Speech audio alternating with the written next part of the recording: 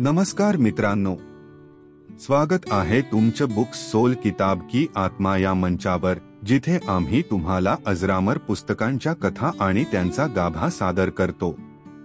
आज आपण चर्चा करणार आहोत भारतीय साहित्यातील एक अप्रतिम कलाकृती ययाती या कादंबरीची, जी वीस खांडेकर यांनी लिहिली आहे। ही कथा भारतीय पौराणिक कथांवर आधारित असून मानवी इच्छा, त्याग आणि कर्मचक्र यांसारख्या खोल विषयांना उजाळा देते। चला आप राजा ययातीच्या विलक्षण जगात प्रवेश करतो, जिथे तो आपल्या अमर्याद इच्छांमध्ये आणि मुक्तीच्या शोधात गुंतलेला आहे। ही कादंबरी केवळ आपली सांस्कृतिक मुळे अधोरेखित करत नाही, तर आजच्या काळातही जीवनाचे महत्त्वाचे धडे शिकवते। मग चला ययातीच्या या अद्भुत प्रवासाला सुरुवात करूया, जी तुमच्या हृदयाला स्पर्श करेल आणि आत्म्याला प्रेरणा देईल।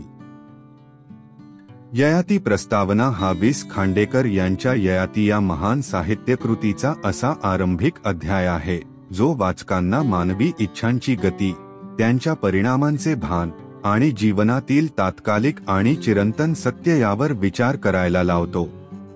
या अध्यायात ययाती, जो कधीकाळी वैभवाचा आणि यौवनाचा प्रतीक होता, आपल्या निवृत्त जीवनात स्वतःच्या कृत्यांवर चिंतन करत बसलेला दिसतो। या अध्यायातच कथेची दिशा आणि तिचे तात्विक मर्म स्पष्ट केले जाते। अध्यायाची सुरुवात वृद्ध आणि चिंताग्रस्त ययाती यांच्या अंतरंग विचारांपासून होते। त्यांच्या पूर्वायुष्याचे वैभव आणि पराक्रम आता त्यांच्या स्मृतींमध्येच उरले आहेत।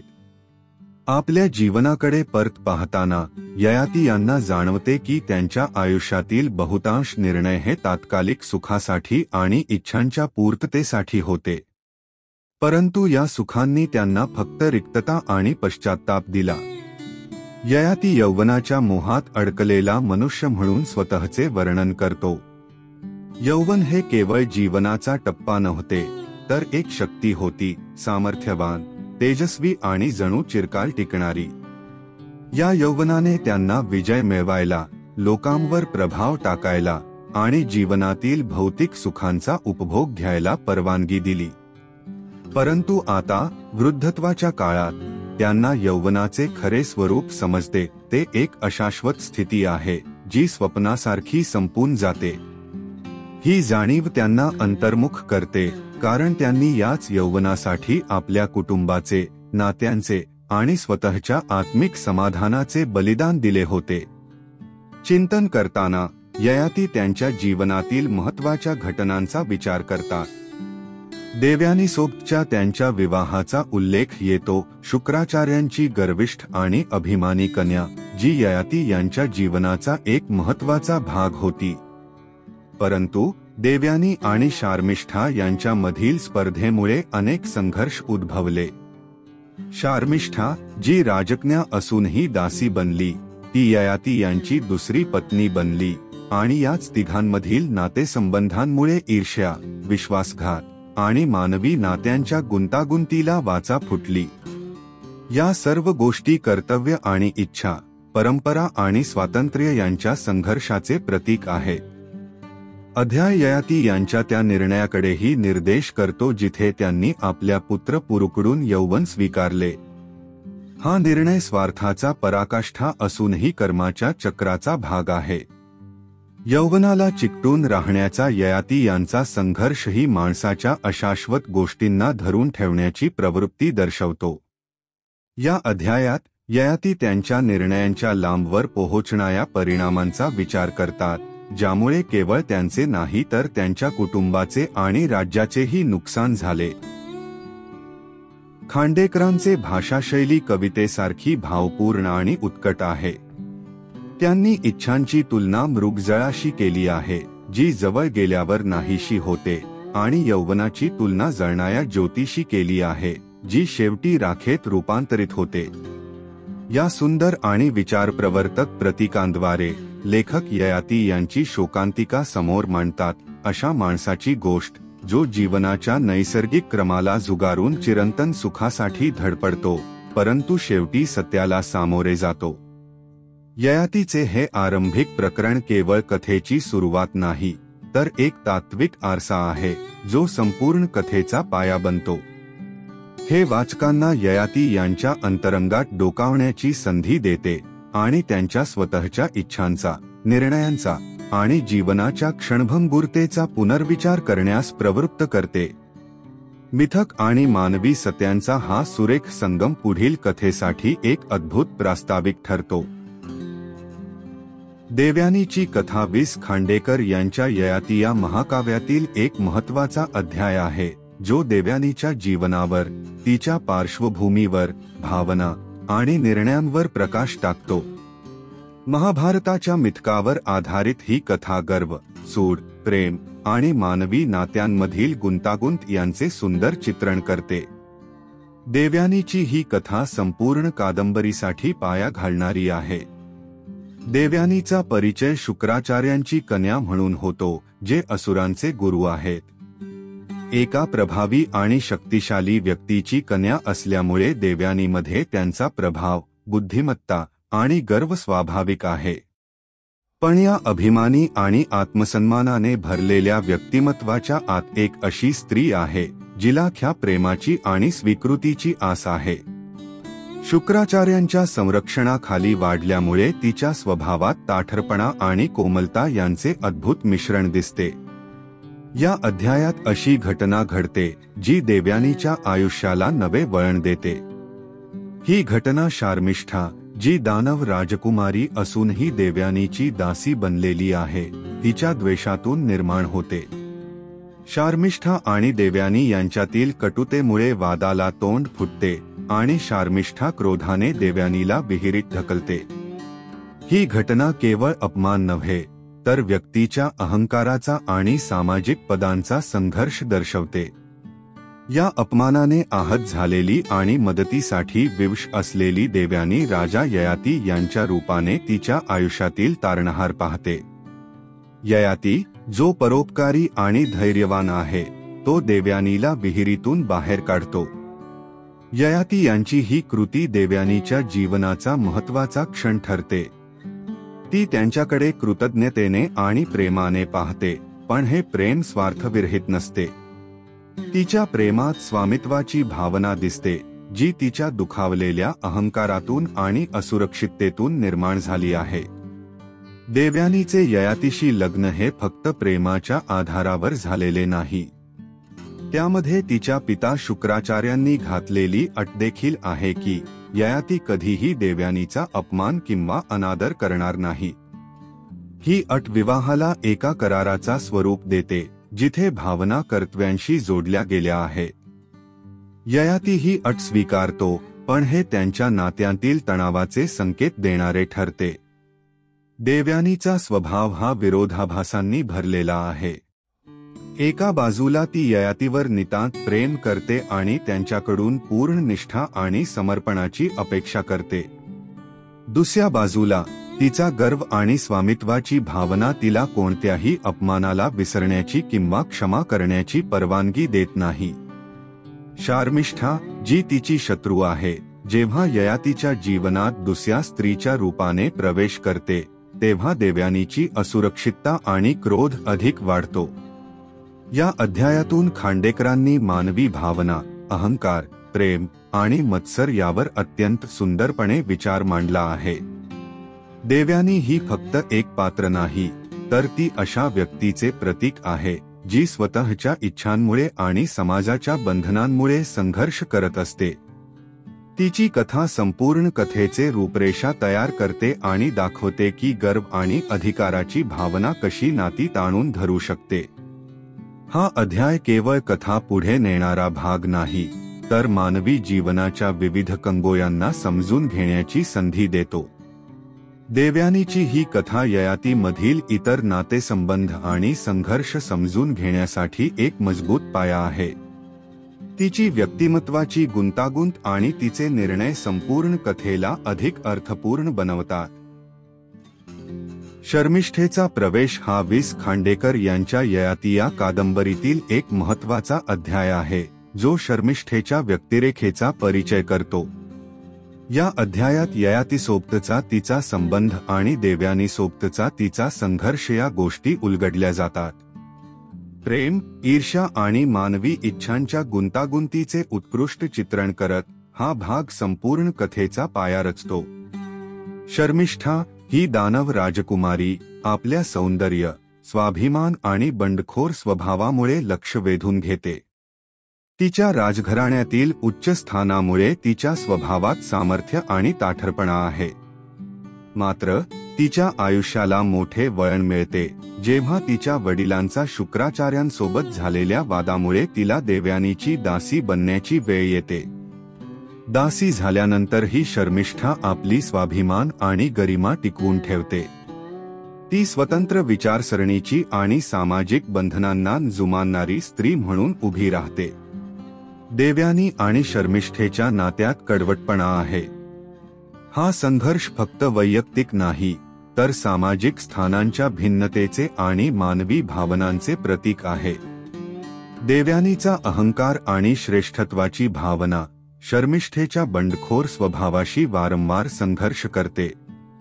हा संघर्ष ययातीच्या जीवनात शर्मिष्ठेच्या प्रवेशाने अधिक तीव्र होतो. ययाती आणि शर्मिष्ठेची पहिली भेट अनपेक्षित असते, पण ती त्यांच्या आयुष्याला एक वेगळा मार्ग दाखवते. ययाती आधी देवयानीशी जोडले गेले आहे, पण शर्मिष्ठेच्या निर्भयतेने, तिच्या मनस्वी स्वभावाने आणि स्वातंत्र्याने तो भारावून जातो. शर्मिष्ठा ही ययातीमध्ये एक असा पुरुष पाहते जो तिच्या भावनांना समजतो आणि तिच्या वेदनांना ओळखतो. ययातीसोबतचे क्षण तिला असे प्रेम आणि सन्मान दाखवतात जे तिच्या आधीच्या आयुष्यात तिला कधीच मिळाले नव्हते. तरीही ययाती आणि शर्मिष्ठेचे संबंध सहज नाहीत. ययाती देवयानीचा पती आहे आणि समाजाचे नियम व नैतिक बंधने त्यांच्या प्रेमाला अधिक गुंतागुंतीचे बनवतात. शर्मिष्ठेला ठाऊक असते की ययातीशी तिचे नाते तिच्या जीवनाला आणखी कठीण बनवू शकते, पण तिच्या भावना तिला सत्यता आणि धैर्याने पुढे जाण्यास प्रवृत्त करतात. हा अध्याय मानवी इच्छांची, नैतिकतेची आणि त्याच्या परिणामांची सखोल मांडणी करतो. शर्मिष्ठेचा ययातीच्या जीवनात झालेला प्रवेश त्याच्या आणि देवयानीच्या नात्याला खोलवर प्रभावित करतो. त्यांच्या नात्यातील ताणतणाव, निर्णय आणि स्वाभाविक भावनांचा संघर्ष या अध्यायातून पुढे येतो.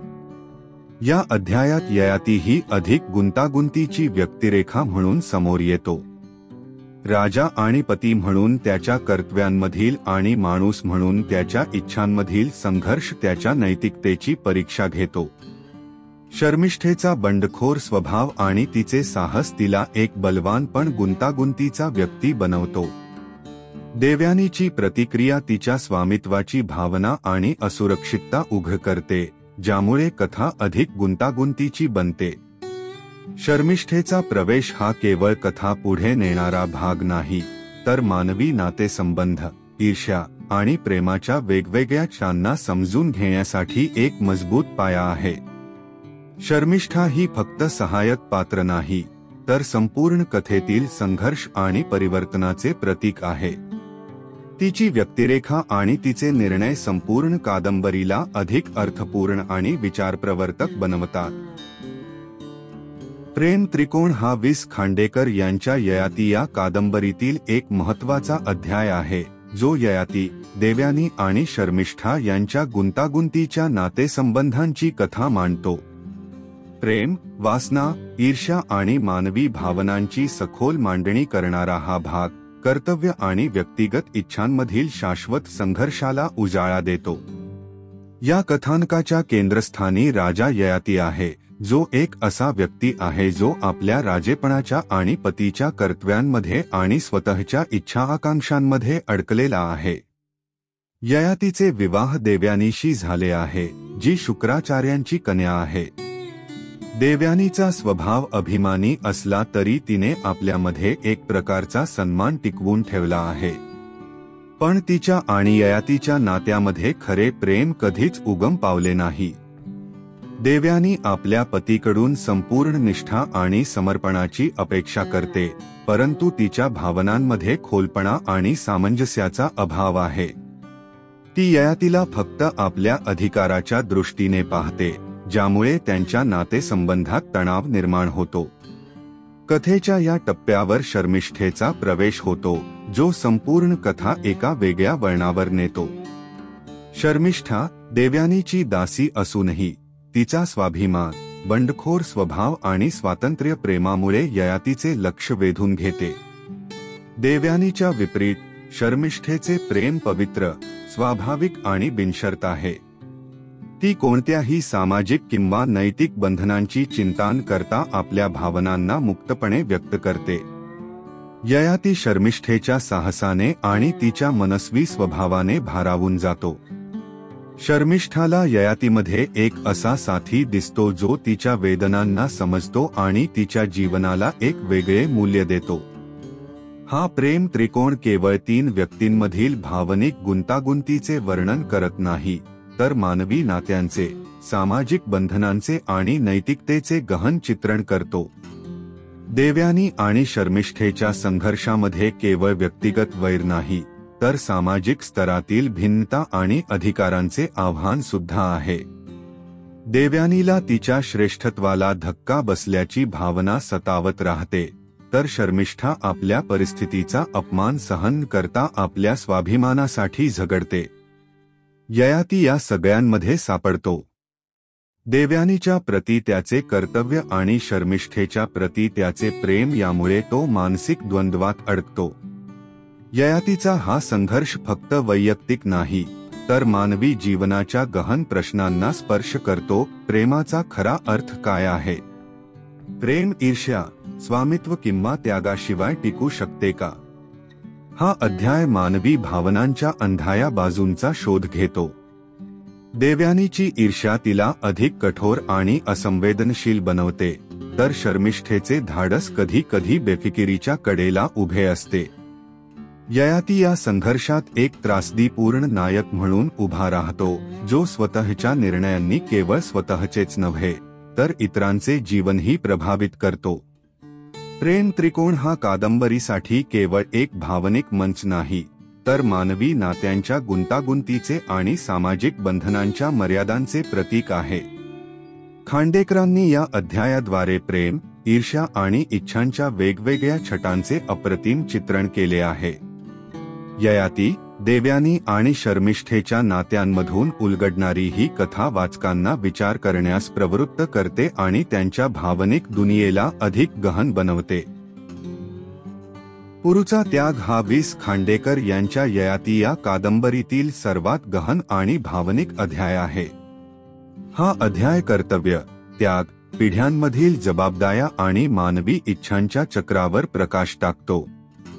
ही कथा त्या क्षणी पोहोचते जेथे वैयक्तिक निर्णय आणि शाश्वत नैतिकता एकमेकांशी जोडली जाते आणि त्यातून जीवनाचे गूढ दर्शन घडते. हा अध्याय त्या क्षणाला सुरुवात करतो जेव्हा राजा ययाती त्यांच्या अनियंत्रित वासनांमुळे आणि नैतिक चुकांमुळे मिळालेल्या अकाली वार्धक्याच्या शापाने ग्रस्त असतात.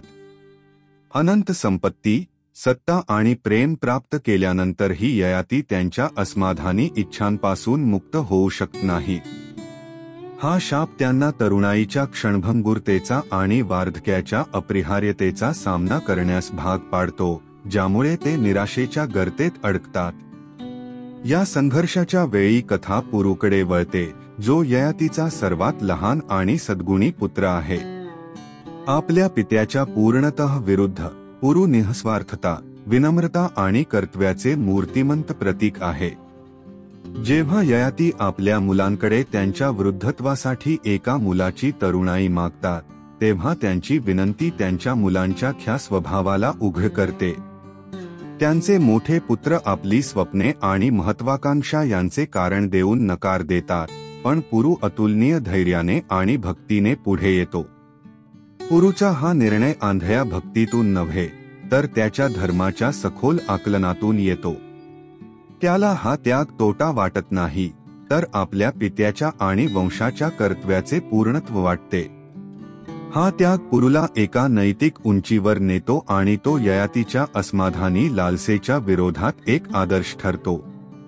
यानंतर होणारा बदल केवळ शारीरिक नाही, तर प्रतिकात्मक देखील आहे.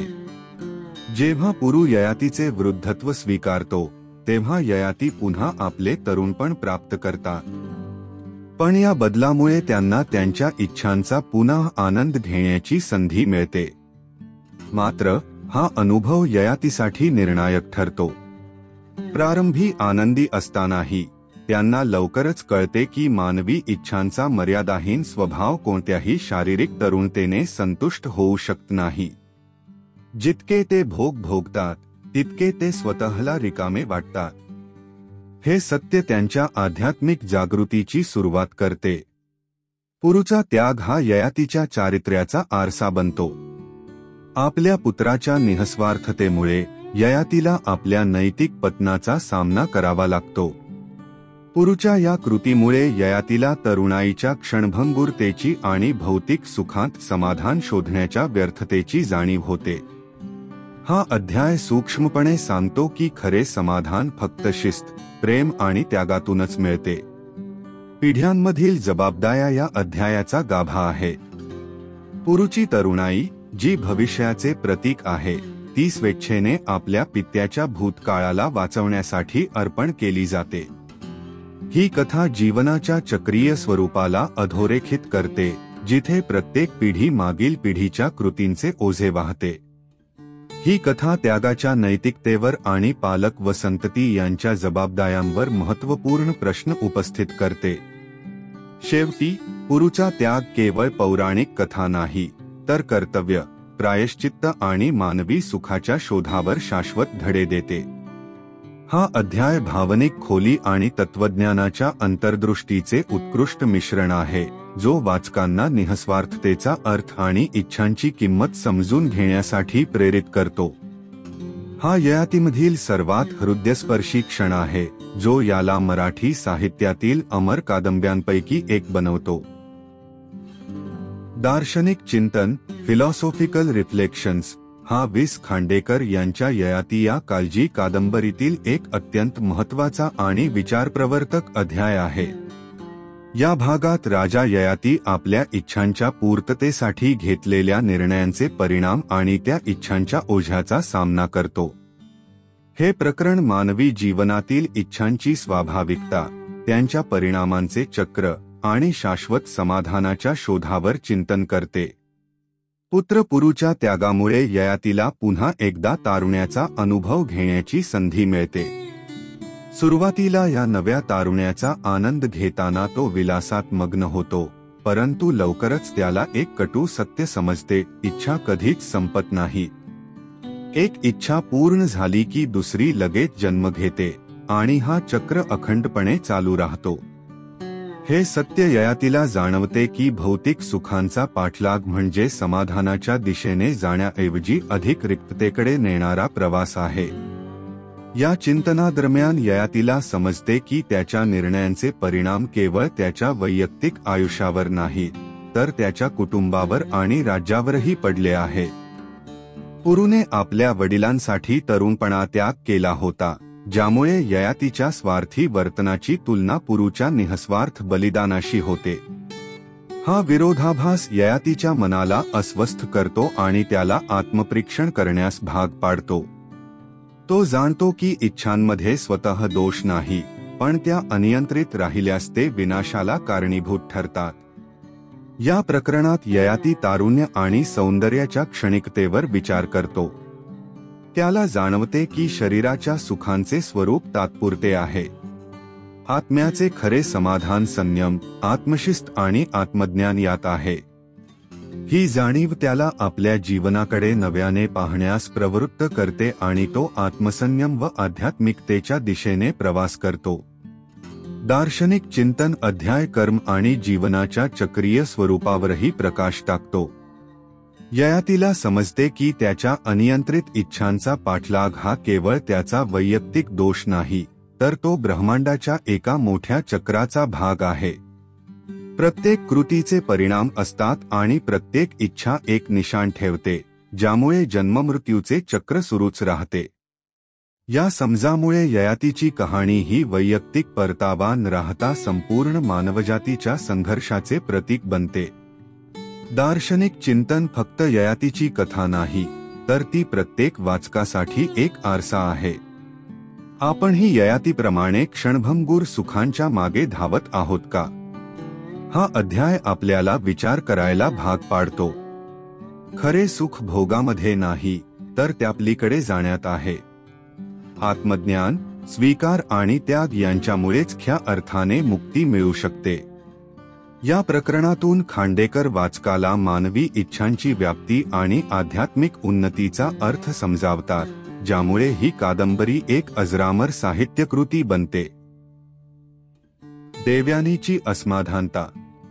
वि.स. खांडेकर यांच्या ययाती या कादंबरीतील हा अध्याय देवयानीच्या भावनिक आणि मानसिक संघर्षाला प्रभावीपणे सादर करतो. देवयानीच्या असमाधानाची कथा ही केवळ तिच्या वैयक्तिक दुःखाची नव्हे, तर मानवी जीवनातील इच्छांच्या क्षणभंगुरतेची, नातेसंबंधांच्या तणावाची आणि आत्मस्वरूप शोधण्याच्या प्रवासाची आहे. देवयानी, शुक्राचार्यांची गर्विष्ठ आणि अधिकारप्रिय मुलगी, तिच्या जीवनावर नियंत्रण ठेवण्याचा प्रयत्न करते. ती तिच्या लग्नाला तिच्या प्रतिष्ठेचा आणि विजयाचा भाग मानते. ययाती आणि देवयानीचे नाते केवळ वैवाहिक नाही, तर तिच्या सत्तालालसेचे प्रतीक आहे. मात्र ययाती आणि शर्मिष्ठामधील संबंधामुळे तिच्या या बनवलेल्या जगाचा पायाच खालसा होतो. या अध्यायात देवयानीच्या असमाधानाची भावना तीव्रतेने मांडली आहे. ययाती तिच्या अपेक्षा पूर्ण करत नाही आणि ती स्वतःच्या अंतर्मनात डोकावून पाहू लागते. तिच्या वैभवशाली जीवनाचा आणि सामाजिक प्रतिष्ठेचा पोकळपणा तिला जाणवतो. भौतिक सुखांच्या आणि सत्तेच्या जोरावर ती आपले दुःख लपवण्याचा प्रयत्न करते, पण शेवटी ती स्वतःच्या इच्छांच्या आणि अपेक्षांच्या जाळ्यात अडकलेली असल्याचे तिला कळते. देवयानीच्या संघर्षातून खांडेकर मानवी जीवनातील तात्कालिकता आणि त्यागाचे महत्त्व मांडतात. मानवी इच्छा आणि नाती कशा प्रकारे अस्थायी असतात याचा प्रत्यय तिच्या अनुभवांतून येतो. देवयानीला हळूहळू समजते की तिचे दुःख तिच्या बाह्य परिस्थितीत नसून तिच्या आंतरिक मनस्थितीत आहे. कादंबरीत देवयानीची असमाधानता ही केवळ व्यक्तिगत कथा नसून ती व्यापक मानवी अनुभवाचे प्रतीक आहे. खांडेकरांच्या लेखनशैलीतून देवयानीच्या भावनांचा खूप प्रभावी आणि जिवंत आलेख उभा राहतो. तिचे अंतर्मन, तिच्या अपेक्षा आणि त्या अपेक्षांच्या भंगामुळे झालेला तिचा आंतरिक संघर्ष वाचकांच्या मनाला भिडतो. शेवटी देवयानीच्या असमाधानतेचा हा टप्पा तिच्या आत्मशोधाचा आरंभ ठरतो. ती स्वतःला विचारते की भौतिक वस्तूंना आणि संबंधांना धरून ठेवूनही तिचे समाधान का होत नाही. तिच्या आयुष्यातील हे वळण तिला नवीन दृष्टिकोन देतो. खांडेकर तिच्या अंतर्मनाच्या प्रवासातून मानवी स्वभावाच्या गूढतेचे दर्शन घडवतात. देवयानीची असमाधानता हा अध्याय केवळ देवयानीच्या जीवनाचा भाग नसून तो प्रत्येकाला आत्मनिरीक्षण करायला भाग पाडतो. इच्छांवर आणि अपेक्षांवर विजय मिळविण्याचा संघर्ष हा मानवी जीवनाचा अविभाज्य भाग आहे.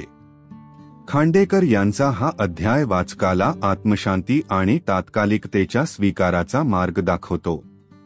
देवयानीच्या या प्रवासामुळे ती केवळ कथेची नायिका राहत नाही, तर मानवी इच्छांचे आणि त्यांच्या परिणामांचे प्रतीक ठरते.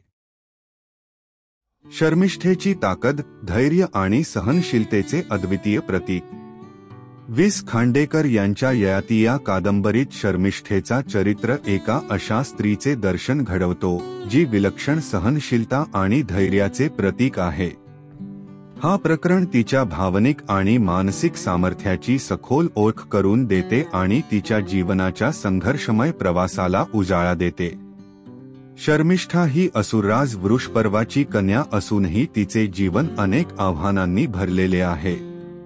तिच्या राजस वंशाचा अभिमान असूनही प्रेम, ईर्ष्या आणि कर्तव्य यामधील गुंतागुंतीत ती अडकलेली आहे. तिचा देवयानीशी असलेला नातेसंबंध ताणतणावांनी भरलेला आहे. देवयानीचा क्रोध आणि तिच्यावर केलेला अन्याय हा तिच्या सहनशीलतेची परीक्षा पाहतो, पण शर्मिष्ठा या सगळ्याला सामोरी जाते आणि तिच्या सहनशक्तीची ताकद सिद्ध करते.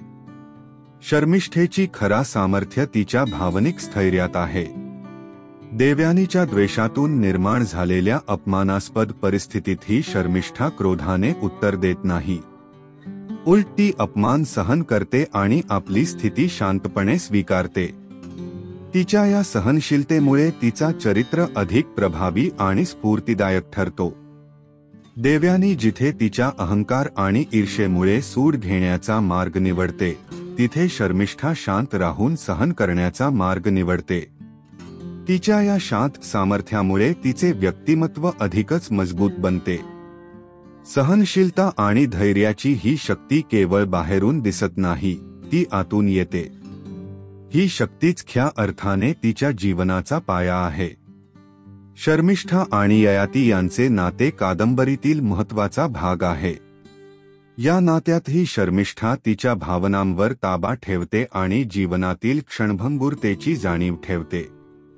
ती जीवनातील अपूर्णतांना स्वीकारते आणि त्यावर अडकून राहता पुढे जात राहते. तिची सहनशीलता आणि अंतस्थ आत्मशक्ती तिच्या व्यक्तिमत्वाला अधिक गहन आणि सुंदर बनवते. हे प्रकरण सहनशीलतेची आणि धैर्याची एक सुंदर कथा सांगते. शर्मिष्ठेची ताकद आणि तिच्या शांत स्वभावामुळे ती ययातीच्या कथानकातील एक महत्त्वाचा आधार बनते.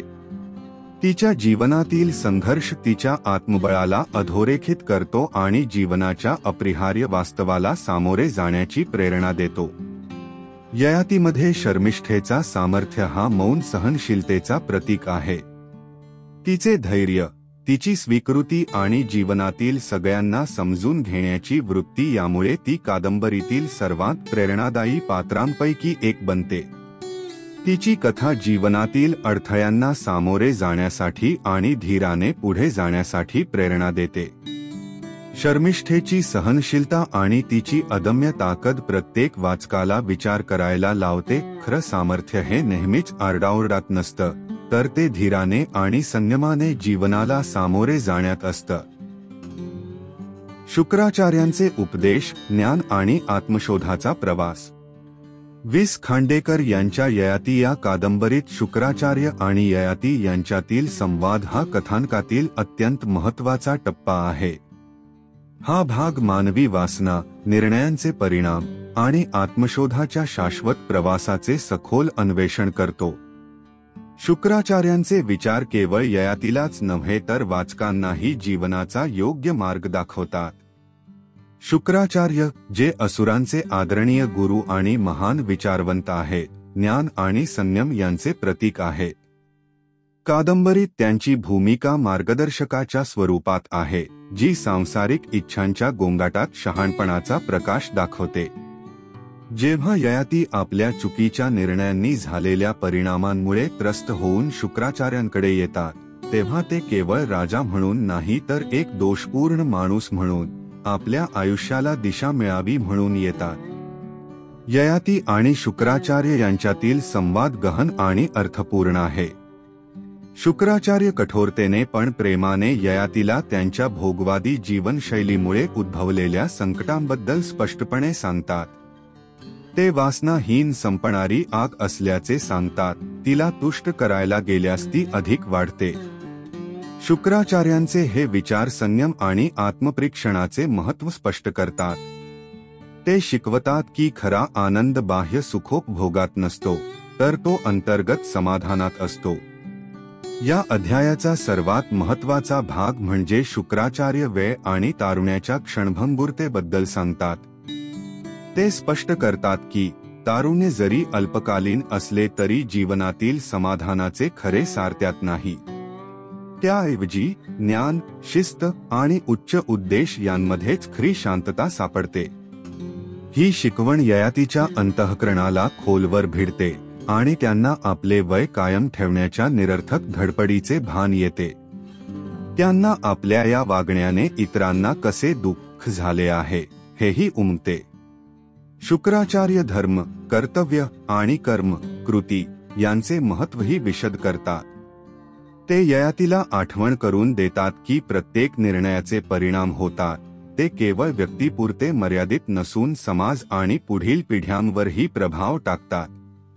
ते जबाबदारी आणि प्रामाणिकपणे वागण्याचे महत्त्व पटवून देतात आणि दाखवतात की ययातीच्या स्वार्थी वासनेमुळे त्यांच्या नात्यांमध्ये आणि राज्यात विसंवाद कसा निर्माण झाला आहे. या संवादातून ययाती आपल्या जीवनातील गहन सत्यांचा सामना करायला भाग पडतात. शुक्राचार्यांचे विचार त्यांच्या आत्म्याला जागृत करतात आणि परिवर्तनाचा बीज पेरतात. ययातीला हे उमगते की त्यांच्या भोगवादी स्वभावामुळे त्यांना फक्त रिक्तता मिळाली आहे आणि आता त्यांना आत्मत्याग आणि ज्ञानाच्या मार्गाने मोक्ष मिळवायचा आहे. हा अध्याय कादंबरीचा आधारस्तंभ आहे, जो वाचकांना तत्वचिंतनाचा अनमोल खजिना प्रदान करतो. तो वाचकांना आपल्या आयुष्याचा विचार करायला लावतो आणि वासना आणि संयम, कृती आणि परिणाम यामधील संतुलनाचा शोध घ्यायला प्रवृत्त करतो. शुक्राचार्यांचे उपदेश हे केवळ ययातीला नव्हे, तर संपूर्ण मानवजातीसाठी आहे, जे जीवन, कर्तव्य आणि समाधानाच्या शाश्वत सत्यांचा प्रकाश टाकतात. शेवटी शुक्राचार्यांचा मार्गदर्शन ययातीच्या आत्म्याला आरसा दाखवतो, त्यांच्या चुका स्वीकारायला भाग पाडतो आणि आत्मसाक्षात्काराच्या प्रवासाला प्रेरित करतो. हा अध्याय खांडेकरांच्या सखोल लेखनशैलीचा उत्कृष्ट नमुना आहे, जो पौराणिक कथांना सार्वकालिक सत्यांसोबत जोडतो, ज्यांची महत्ता प्रत्येक काळात राहते. ययाती यांचा पतन, अहंकार, पश्चात्ताप आणि आत्मसाक्षात्काराचा प्रवास. ययाती यांचा पतन हा वीस खांडेकर यांच्या ययाती या कादंबरीतील अत्यंत महत्त्वाचा टप्पा आहे. या प्रकरणात राजा ययाती यांच्या अतृप्त इच्छांचा, नैतिक चुकांचा आणि त्यांच्या अधिकार व आदराच्या ह्रासाचा परिणाम स्पष्ट होतो. एका सामर्थ्यशाली राजाच्या आंतरिक संघर्षाचे आणि त्याच्या आत्मसाक्षात्काराच्या प्रवासाचे हे प्रभावी चित्रण आहे. एकेकाळी आपल्या सामर्थ्य आणि नेतृत्व गुणांसाठी प्रसिद्ध असलेले ययाती आता त्यांच्या अतृप्त इच्छांच्या जाळ्यात अडकले आहे. त्यांना नेहमी वाटत होते की भौतिक सुखे आणि इंद्रिय तृप्ती हेच शाश्वत आनंदाचे साधन आहे. मात्र या तात्पुरत्या सुखाच्या शोधामुळे त्यांनी फक्त रिक्तता आणि असमाधान अनुभवले. त्यांच्या पुत्र पुरुच्या तारुण्याची मागणी करून स्वतःचे वार्धक्य त्याला देणे हे त्यांच्या नैतिकतेला आव्हान होते. निसर्गाच्या आणि जीवनाच्या चक्राचे उल्लंघन करण्याचा हा प्रयत्न त्यांच्यासाठी विनाशकारी ठरतो. या प्रकरणात ययाती यांची आंतरिक ओढाताण आणि एकाकीपणाचे चित्रण समर्पकपणे केले आहे. जसेचे त्यांचे राज्य दुर्लक्षामुळे अस्थिर होते, तसेच प्रजेचा त्यांच्यावरचा विश्वास कमी होतो. एकेकाळी पूजनीय असलेले राजा आता अपराधी भावाने पछाडले जातात. त्यांच्या वैयक्तिक नातेसंबंधांवरही याचा परिणाम होतो. पत्नी देव्यानी त्यांच्या बेवफाईमुळे आणि शर्मिष्ठेशी असलेल्या नात्यामुळे चिडचिडी होते. दुसरीकडे शर्मिष्ठा संयम आणि धैर्याचे प्रतीक बनते, परंतु तिची उपस्थिती ययाती यांच्या नैतिक अपयशाची सतत आठवण करून देते. हे ताणलेले संबंध ययाती यांच्या आंतरिक संघर्षांना अधिक तीव्र करतात. ययाती यांचा पतन हा फक्त राजकीय नसून अत्यंत वैयक्तिक आहे. त्यांच्या कृतींचे परिणाम त्यांना हळूहळू जाणवायला लागतात. प्रत्येक आत्मपरीक्षणाच्या क्षणी त्यांच्या स्वार्थाचे आणि अहंकाराचे आवरण दूर होत जाते. खांडेकर अत्यंत कौशल्याने ययाती यांच्या अंतरात्म्यातील संघर्ष दाखवतात. त्यांना जाणवते की भौतिक सुखाच्या मागे लागणे हे फक्त जबाबदाऱ्यांपासून पळ काढण्याचा मार्ग होता. त्यांच्या निर्णयांनी केवळ त्यांचे स्वतःचेच नुकसान केले नाही, तर त्यांच्या आसपासच्या लोकांनाही, विशेषतः त्यांचा पुत्र पुरुला, ज्याचा त्याग स्वार्थ आणि निःस्वार्थतेतील फरक ठळकपणे दर्शवतो. कथा शिखरावर पोहोचते जेव्हा ययाती त्यांच्या अधिकार, आदर आणि स्वत्व गमावल्याची जाणीव करतात. त्यांनी उभारलेले भ्रम वितळत जातात आणि त्यांचे खरे रूप त्यांच्यासमोर येते. मात्र या अंधारात आशेचा किरणही आहे. ययाती यांचा पतन हा त्यांच्या अंताचा नव्हे, तर त्यांच्या सुधारणेचा आणि आत्मसाक्षात्काराचा आरंभ आहे. जेव्हा ते हे समजतात की खरा आनंद हा बाह्य सुखांमध्ये नसून अंतर्गत समाधानात आहे, तेव्हा ते ख्या शांतीकडे पहिले पाऊल उचलतात. खांडेकर ययाती यांच्या पतनाचे चित्रण करुणा आणि सत्यतेने करतात. हा अध्याय शक्ती आणि वासनांचे अल्पकालीन स्वरूप दाखवतो आणि त्यामागे धावल्यामुळे होणाऱ्या हानीची जाणीव करून देतो. ययाती यांचा प्रवास वाचकांना जबाबदारी, प्रायश्चित आणि दीर्घकाळ टिकणाऱ्या आनंदासाठी योग्य संतुलन शोधण्याची प्रेरणा देतो. पुरुचे नेतृत्व, धर्म आणि नेतृत्वाचा प्रतीक. वि.स. खांडेकर यांच्या ययाती या कादंबरीतील पुरुचे नेतृत्व हा अध्याय कथेतील एक महत्त्वपूर्ण वळण आहे, जो पुरुच्या धर्मप्रायण आणि निस्वार्थ नेतृत्वाची छबी रेखाटतो. या अध्यायामध्ये पिढ्यांच्या बदलाबद्दल, नैतिक ताकद आणि जबाबदारीची महती यांचा एक प्रेरणादायक दाखला दिला जातो, जो ययातीच्या इच्छाशक्ती आणि चुका यांशी तुलनात्मक आहे. ययातीची वृद्धावस्था स्वीकारून आणि आपली तरुणाई त्याच्या वृद्धापकाळात दिल्याने पुरुने असामान्य निस्वार्थता आणि कर्तव्याची भावना व्यक्त केली. त्याच्या शरीरावर वृद्धत्वाची जी असहायता आली असली तरी त्याचे मनोबल अडचणींवर मात करतं. त्याचा हा बलिदान केवळ त्याच्या बंधुत्वाचे प्रतीक नाही, तर त्याच्या धर्मासाठी असलेल्या गद्द बांधिलकीचे दर्शन देखील आहे.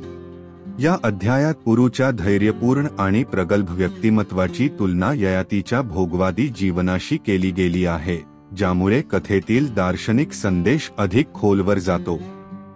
राज्याची जबाबदारी हाती घेतल्यावर पुरुचे नेतृत्व गुण अधिक ठळकपणे समोर येतात. त्याने त्या जबाबदाऱ्या समजून आणि त्यात दिलेल्या निष्ठेने स्वीकारल्या, जरी त्याच्यावर वृद्धावस्थेचे शारीरिक बंधन असले तरी. त्याचा शासन न्याय, करुणा आणि प्रजेच्या कल्याणासाठी त्याच्या अडचणींच्या विरुद्ध असलेल्या नैतिक बांधिलकीने भरलेला असतो. जिथे ययातीने आपल्या इच्छांना इतरांच्या हक्कांवर प्राधान्य दिले, तिथे पुरू आपल्या लोकांना सशक्त बनवण्याच्या हेतूने त्या शक्तीचा उपयोग करतो. पुरुचे निर्णय हे त्याच्या न्याय आणि सहानुभूतीच्या गहिऱ्या समजुतीने चालित असतात, जे त्याला प्रजेच्या हृदयात स्थान मिळवून त्याच्या राज्यकारभारात एक आदर्श आणि धर्मप्रायण राजा बनवतात. हा अध्याय जबाबदारीच्या परिवर्तनकारी शक्तीला देखील दाखवतो. ययातीच्या इच्छाशक्तीने त्याला त्याच्या जबाबदारीपासून दूर केले होते, परंतु पुरू त्या जबाबदाऱ्यांना दिलेल्या निष्ठेने स्वीकारतो. ह्यामुळे मूल्यांची आणि प्राथमिकतांची पिढीगत परिवर्तन समोर येते.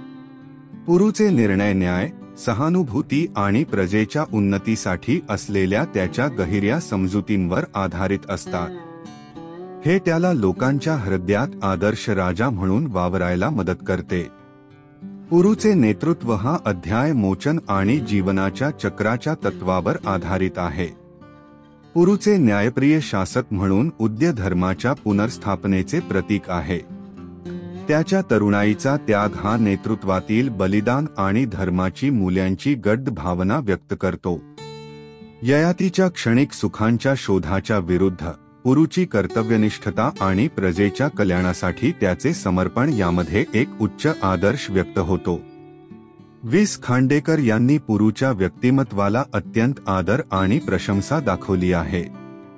या अध्यायाच्या माध्यमातून कादंबरीने बलिदान, नेतृत्व आणि सत्यता यांचा संदेश दिला आहे.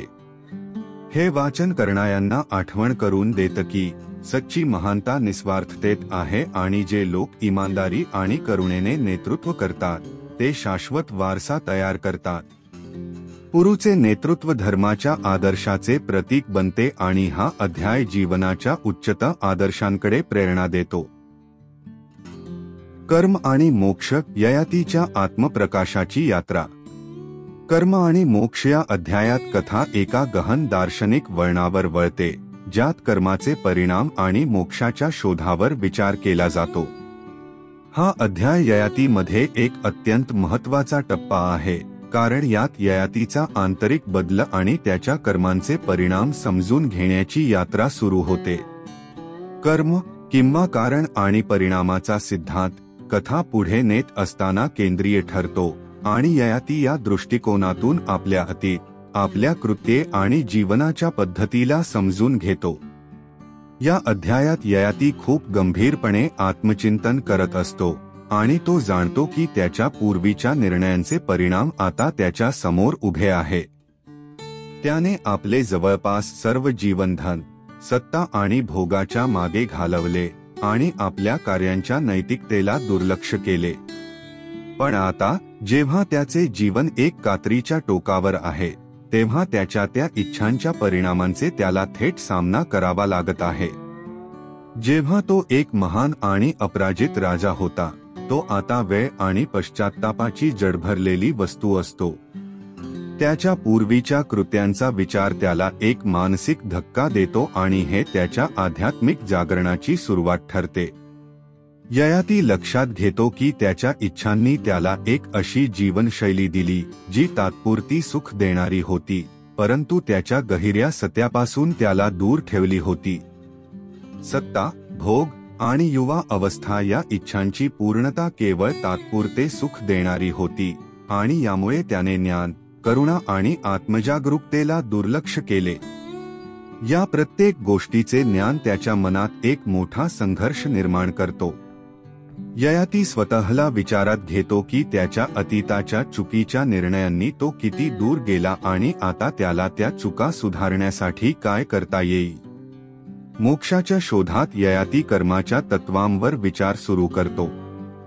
त्याला आता हे समजायला लागते की प्रत्येक कृत्याचा परिणाम होतो, चांगला असो की वाईट.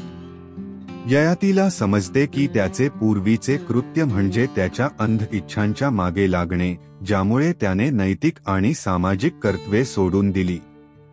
युवकावस्थेच्या आणि भोगाच्या कृत्यांवर तो आपला जीवनाचा संपूर्ण प्रवास ठेवून तो नैतिकतेला दुर्लक्ष करत होता. त्याचे निर्णय, जो त्याने पुत्रांसोबत बडबड केले होते, आता त्याला एक नैतिक अपत्य म्हणून दिसतात. एक वेगळ्या दृष्टिकोनातून बघितल्यावर ययाती समजतो की त्याचे सर्व निर्णय एका अशा मार्गावर होते ज्यामुळे त्याने नैतिकता आणि प्राकृतिक नियमांना नाकारले होते. या अध्यायात ययाती कर्माचे परिणाम समजून घेतो आणि मोक्षाच्या अंतिम सत्याकडे वाटचाल सुरू करतो.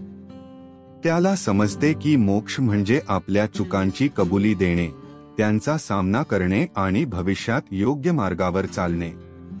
ययातीचे व्यक्तिमत्व हा बदल प्रकट करतो, पश्चात्ताप, सुधारणे आणि शुद्धीकरणाचा एक शक्तिशाली दृष्टिकोन. त्याच्या कथेचा हा टप्पा आम्हाला एक गहिरा संदेश देतो, जगण्यातून शिकणे, चुकांबद्दल पश्चात्ताप करणे आणि आध्यात्मिक ज्ञानाच्या मार्गावर पुढे जात राहणे हे खरे मोक्ष आहे. कर्म आणि मोक्ष हा अध्याय ययातीच्या जीवनातील एक अत्यंत महत्त्वाचा टप्पा आहे, जो त्याच्या व्यक्तिमत्वातील बदल, आत्मजागरूकता आणि नैतिकतेचा विचार करतो. ययातीची कथा हे दर्शवते की आपल्याला आपल्या कृत्यांचा परिणाम स्वीकारण्याची क्षमता आणि त्यावर शिकण्याची तयारी असावी लागते. ययातीच्या अंतर्गत संघर्षामुळे त्याला जीवनाचा गाभा कळतो आणि तो मोक्षाच्या दिशेने चालू लागतो. ययातीचा संन्यास हा उपन्यासातील एक अत्यंत महत्त्वाचा आणि बदल घडवणारा अध्याय आहे. या अध्यायात राजा ययाती त्याच्या जीवनातील सर्व भौतिक इच्छांपासून आणि राजवटीपासून संन्यास घेण्याचा निर्णय घेतो. त्याने संपूर्ण जीवन संपत्ती, ऐश्वर्य आणि भौतिक सुखांचा मागोवा घेतला होता, परंतु त्याला या सर्व गोष्टींच्या अस्थिरतेची आणि त्यात असलेल्या रिकामेपणाची जाणीव होऊ लागली.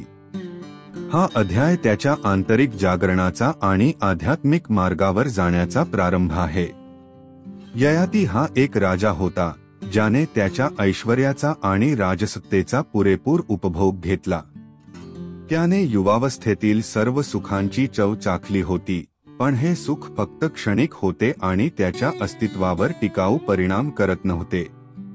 ययातीच्या जीवनातील या भौतिक सुखांच्या सापळ्यातून त्याला एक मोठा धडा मिळाला की त्या सुखांचा खरा अर्थ किंवा स्थायित्व नाही. त्याला हे लक्षात आले की ऐश्वर्य, सौंदर्य आणि सत्ता काही काळासाठी असतात, परंतु त्या सर्व गोष्टींची सीमा आहे. शेवटी जेव्हा एक जण या भौतिक बाबींच्या मागे धावत असतो, तेव्हा त्याला केवळ निराशा आणि रिकामेपण मिळते. राजा ययाती का संन्यास घेतो, याचे मुख्य कारण त्याच्या जीवनातील असंतोष आणि आत्मचिंतन आहे. त्याला समजले की भौतिक सुखांची अनिवार्यता त्याच्या जीवनाच्या वास्तविक उद्देशाला समर्पण करत नाही. अशा स्थितीत त्याने स्वतःला भौतिक जगापासून दूर करून एक नवा मार्ग स्वीकारला. राजा म्हणून त्याला जो सिंहासन आणि राजवटीचा अधिकार होता त्याचा त्याग करून त्याने आध्यात्मिक मार्गाला स्वीकारले. ययातीचा संन्यास म्हणजे केवळ राजवटीचा किंवा ऐश्वर्याचा त्याग नाही, तर तो एक शाश्वत शांती आणि ज्ञानाच्या शोधाची सुरुवात आहे. त्याने जीवनातील सुखाच्या सापळ्यातून बाहेर पडून आत्मज्ञान मिळवण्याच्या दिशेने एक महत्त्वपूर्ण पाऊल टाकले. ययातीचा संन्यास एक साहसिक आणि मनोबल देणारा निर्णय होता, जो त्याच्या आध्यात्मिक विकासाच्या मार्गावर आणखी एक मिलाचा दगड ठरला. अर्थात ययातीचा संन्यास त्याच्या जीवनाच्या पुनर्निर्माणाची प्रक्रिया होती. त्याने भौतिक संसाराचे जाळे तोडून आध्यात्मिक जीवनाची स्वीकार करण्याचा निर्णय घेतला. ययातीच्या या संन्यासामुळे तो फक्त राजशाही सत्तेपासून मुक्त झाला नाही, तर त्याने एक दृष्टिकोन आणि जीवनाच्या इतर पैलूंवर विचार करायला सुरुवात केली. त्याच्या या निर्णयामुळे त्याच्या जीवनात एक नवीन दिशा मिळाली आणि त्याने शाश्वत सत्याच्या शोधात प्रगती केली. ययातीचा संन्यास उपन्यासातील एक महत्त्वाचा टर्निंग पॉइंट आहे. तो त्याच्या जीवनातील एक गहन आत्मचिंतनाचे प्रतीक आहे. या अध्यायात ययाती भौतिक वस्तू, यश आणि सुखाच्या चक्रातून बाहेर पडून जीवनाच्या खरे उद्देश, आत्मज्ञान आणि शांतीच्या शोधात लागतो. हे त्याच्या जीवनातील एक मोठे परिवर्तन दर्शवते. ययातीच्या संन्यासाचा निर्णय केवळ एक तपस्वी निवडक मार्गाचा विचार नाही, तर तो संपूर्ण जीवनाच्या अर्थाचा शोध आहे. या अध्यायातून वाचकांना जीवनातील भौतिक वस्तूंना, इच्छांना आणि सुखाला स्थायी मानून त्यांचा मागोवा घेण्याचे महत्त्व शिकवले जाते. ययातीचा संन्यास एक प्रगल्भ शहाणपण आणि त्यागाचे प्रतीक बनतो, जो त्याला अंतर्निहित सत्याचे आणि आध्यात्मिक ज्ञानाचे शोध घेण्यासाठी प्रेरित करतो. ययातीचा समापन हा राजे ययातीच्या दार्शनिक आणि भावनिक प्रवासाचा अंतिम टप्पा आहे, जो त्याला भौतिक सुखाच्या शिखरावरून आत्मचिंतन आणि दिव्य ज्ञानाच्या गाभ्यात घेऊन जातो.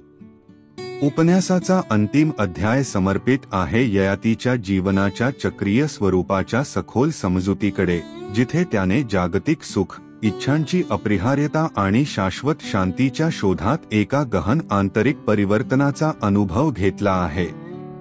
या उपन्यासात ययाती जो एक काळी यौवन, शक्ती आणि भोग यांचे प्रतीक होते, तो आता एक अंतर्मुख, आत्मनिरीक्षण करणारा आणि शाश्वत सत्याच्या शोधात असलेला व्यक्ती म्हणून समोर येतो. तो भौतिक सुख, शक्ती आणि प्रतिष्ठा यांचा मागोवा घेत असताना त्याला एक गडद सत्य समजले की यौवन आणि भौतिक सुख कधीही शांतता, समाधान आणि शाश्वत सुख देऊ शकत नाही. तो समजतो की आंतरिक शांततेची शोधीच खरी अर्थपूर्णता आणि सुख आहे. ययातीच्या जीवनात एक महत्त्वाचा वळण तो होता, जेव्हा त्याने आपल्या वृद्धत्वाची तडजोड आपल्या मुला पुरूच्या यौवनासाठी केली. ययातीला समजले की त्याला मिळालेली यौवनाची ऊर्जा अंतर्गत शांती आणि दिव्य ज्ञानाच्या आवश्यकतेसाठी अपुरी ठरली. त्याच्या जीवनातील दुखापती आणि संघर्ष हे त्याला एक महत्त्वाचे दार्शनिक सत्य शिकवते, सर्व निर्णयांचे परिणाम गहिरे असतात. अशा प्रकारे उपन्यासाच्या समारोपात ययाती जीवनाच्या चक्रीय स्वरूपाच्या दार्शनिक समजुतीला पूर्णपणे आत्मसात करतो. तो आता त्याच्या यौवनाच्या क्षणिकतेला आणि वृद्धत्वाच्या अपरिहार्यतेला स्वीकारतो. त्याला समजले की जीवन, मृत्यू, प्रसार आणि पतन यांचा चक्रीय चक्र अनिवार्य आहे. त्याच्या व्यक्तिमत्वात असलेला स्वार्थ आणि इच्छांचे बंधन यापेक्षा त्याला आत्मनिर्भरतेची आणि दिव्य शांतीची आवश्यकता आहे. या बदलाच्या प्रक्रियेत ययाती आता बाह्य सुखांच्या मागे न धावता आपल्या अंतर्मनाच्या शांती आणि आत्मज्ञानाच्या प्रवासावर लक्ष केंद्रित करतो. त्याला समजले की त्याला बाह्य सुखाने आनंद मिळवता येत नाही, हे ते कबूल करतो. तो बाह्य जगाच्या वासनात्मक सुखांपासून मुक्त होऊन आपल्या अंतर्मुखतेकडे वळतो. ययातीने त्याच्या आध्यात्मिक विकासाच्या मार्गावर केलेला हा उन्नतीचा प्रवास त्याला शाश्वत समाधान आणि शांती देतो. ययातीच्या जीवनाच्या चक्रीय स्वरूपावर होणारी विचारसरणी इथे उपन्यासाचा प्रमुख संदेश आहे। प्रत्येकाच्या जीवनात एक अस्थायी काळ असतो आणि या अस्थायित्वाचे महत्त्व समजून त्यातून शांती कशी मिळवता येईल हे ययातीच्या अनुभवावरून शिकता येते। त्याचे अंतिम उमगणे हे शिकवते की जीवनाची अस्थिरता स्वीकारल्यावरच मनुष्य सच्च्या सुखाच्या आणि समाधानाच्या मार्गावर जाऊ शकतो। त्याच्या संघर्षाचे आणि त्याच्या विसरलेल्या इच्छांचे विश्लेषण करते आणि त्याच्या या आत्मसाक्षात्काराच्या प्रकाशात आपल्याला देखील जीवनाच्या चक्रीय स्वभावाशी जोडले जाते। समाप्तीच्या दृष्टीने ययातीचा समापन उपन्यासातील सर्व दार्शनिक प्रश्नांची शक्तिशाली आणि सार्थ उत्तर देतो। ययातीच्या जीवनाच्या संपूर्ण प्रवासाच्या गाथेतून उपन्यास आपल्याला एक गहन आणि दार्शनिक संदेश देतो, ज्या व्यक्तीने या जीवनाच्या अस्थिरतेला आणि इच्छांच्या स्वभावाला स्वीकारले तोच व्यक्ती शाश्वत शांती, संतोष आणि आध्यात्मिक ज्ञान प्राप्त करू शकतो। ययातीच्या परिवर्तनातून आणि त्याच्या शाश्वत सत्याच्या स्वीकारातून उपन्यास आम्हाला जीवनाच्या सत्याशी जोडतो आणि आपल्याला आतून शांती शोधण्याचा मार्ग दाखवतो। हा व्हिडिओ पाहिल्याबद्दल धन्यवाद। जर तुम्हाला या महान पुस्तकाचा सारांश आवडला असेल आणि अशा अजून अद्भुत साहित्यकृतींचे सारांश पाहायचे असतील तर लाईक, शेअर आणि सबस्क्राईब करा बुक्स सोल किताब की आत्माला। तुमचे प्रेम आणि पाठिंबा आम्हाला मराठी, हिंदी आणि जागतिक साहित्यातील महान पुस्तकांचे सारांश तुमच्यापर्यंत पोहोचवण्यासाठी प्रेरित करतो। तुमच्या प्रतिक्रिया आणि सूचना खाली कॉमेंट्समध्ये जरूर कळवा। पुढील व्हिडिओमध्ये आणखी एका प्रेरणादायक पुस्तकासोबत भेटू। तोपर्यंत वाचा, शिका आणि पुढे वाढत राहा।